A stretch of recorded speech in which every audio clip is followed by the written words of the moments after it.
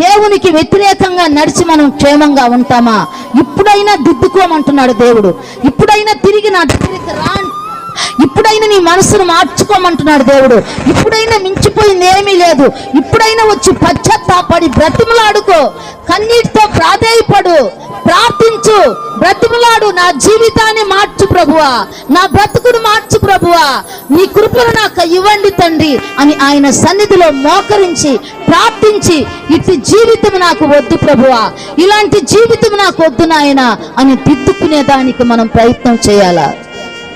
దేవుని మాటలు మనము వెనక్కు త్రోసివేసే వారముగా ఉండకుండా ఆయన చెప్పినప్పుడు మనం దిద్దుకుని సరి చేసుకునే వారముగా ఉండాలా.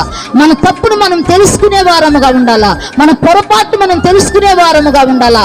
దావీదు అన్నట్లుగా తన పొరపాట్లు గ్రహించగలిగిన వాడు ఎవడు అన్నాడు. మన పొరపాట్లు మనం గ్రహించాలా. బైబిల్ చదివితే మన పొరపాట్లు మనకు తెలియబడతాయి.